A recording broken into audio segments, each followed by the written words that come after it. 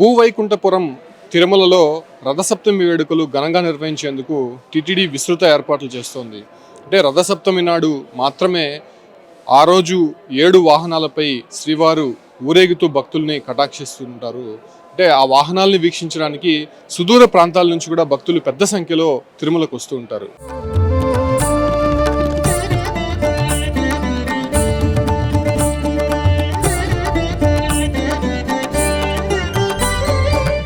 సూర్యుడు రథాన్ని అధిరోహించినటువంటి నాడు రథసప్తమిగా జరుపుకుంటుంటారు. నిజంగా ఇది చాలా పవిత్రమైనటువంటి రోజుగా భావిస్తూ ఉంటారు. ప్రస్తుతం నేను తిరుమలలో ఉన్నాను. నా వెనక కనిపిస్తున్నటువంటి ఈ వాహనాలపైనే రేపు శ్రీవారు విహరించనున్నారు. దాదాపు 7 వాహనాలు. ప్రత్యేకించి రేపు ఈ సూర్య ప్రభ వాహనం పైనే స్వామివారు ఊరేగుతారు. ఈ ఒక్క వాహనానికి ప్రత్యేకమైనటువంటి విశిష్టత రేపు ఉంటుంది. సూర్యప్రభ వాహనం పైన స్వామివారు ఊరేగుతున్నప్పుడు స్వామివారిని దర్శించుకుంటూనే పాపాలు తొలగుతాయి, అదేవిధంగా కుటుంబంలో మంచి జరుగుతాయని చెప్పి కూడా భక్తులు విశ్వసిస్తూ ఉంటారు. ఈ క్రమంలోనే తిరుమలకి పెద్ద సంఖ్యలో కూడా భక్తులు చేరుకుంటూ ఉంటారు. అంటే రథసప్తమి నాడు సూర్య భగవానుడు తన రథాన్ని అధిరోహించి ప్రపంచం మొత్తం కూడా వెలుగులు అందించడం మొదలు పెడతాడు. కనుక దీనిని రథసప్తమి లేదా సూర్య జయంతి అని కూడా అంటూ ఉంటారు. అంటే ముఖ్యంగా ఇక్కడ మన దక్షిణ భారతదేశంలో మకర సంక్రాంతిగా ఈరోజు జరుపుకుంటూ ఉంటారు. ఈ క్రమంలోనే పూర్తి స్థాయిలో ఈ ఒక తిరుమల మొత్తం కూడా దేదీప్యమానంగా తయారు చేయడానికి టిటిడి ఇప్పటికే ఏర్పాట్లు చేసింది. అంటే రథసప్తమి నాడు నిజంగా చాలా విశిష్టత కలిగినటువంటి రోజుగా అందరూ చెప్పుకుంటూ ఉంటారు.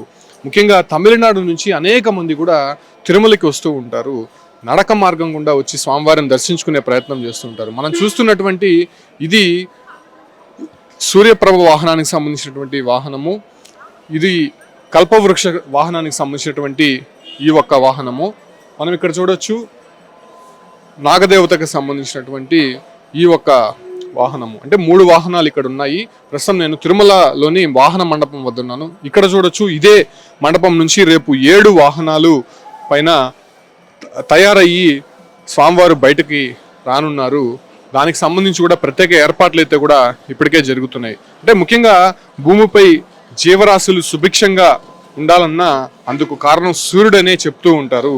అంటే ఈ కారణంగానే బాణుడు కనిపించే దేవుడు అనేసి అని కూడా చెబుతూ ఉంటాడు. అంటే సూర్యచంద్రులు మాత్రమే మనకి కనిపిస్తూ ఉంటారు, వాళ్ళే ప్రత్యక్ష దైవాలు కూడా మనం అంటూ ఉంటాము. ఈ క్రమంలోనే తిరుమలలో కూడా ఆ ఒక పర్వదినం పవిత్రమైనటువంటి రోజున చాలా ప్రముఖంగా ఈ యొక్క రథసప్తమి వేడుకలు జరుపుకుంటూ ఉంటారు. ముఖ్యంగా భక్తులు సూర్య జయంతి అనేటువంటి రోజుగా కూడా పూజిస్తూ ఉంటారు. అంటే ఈ యొక్క రోజు ఎప్పుడు వస్తుందంటే మాఘమాస శుక్లపక్షం సప్తమి తిథి నాడు ఈ యొక్క రథసప్తమి అనేటువంటి పండుగను జరుపుకుంటూ ఉంటారు. అంటే సూర్యుడు ప్రత్యేకించి 7 గుర్రాల రథంపై దక్షిణాయనం నుంచి ఉత్తరాయణం దిశగా ప్రయాణం సాగిస్తూ ఉంటాడు. ఆ క్రమంలోనే తిరుమలలో కూడా 7 వాహనాలపైన సూర్యుడు విహరిస్తూ ఉంటారు.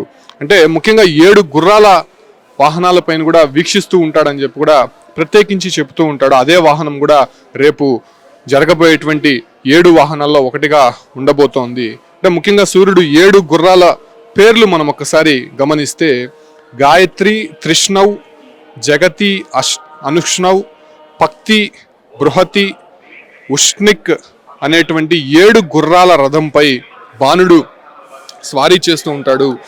ఈ యొక్క పర్వదినాన్ని పురస్కరించుకొని తిరుమల మొత్తం కూడా ఒక అలవైకుంఠపురాన్ని తలపిస్తోంది. ఇప్పటికే కూడా తిరుమలలో ప్రతిరోజు నిత్య కళ్యాణం పచ్చతోరణంగా ఉంటూ ఉంటుంది.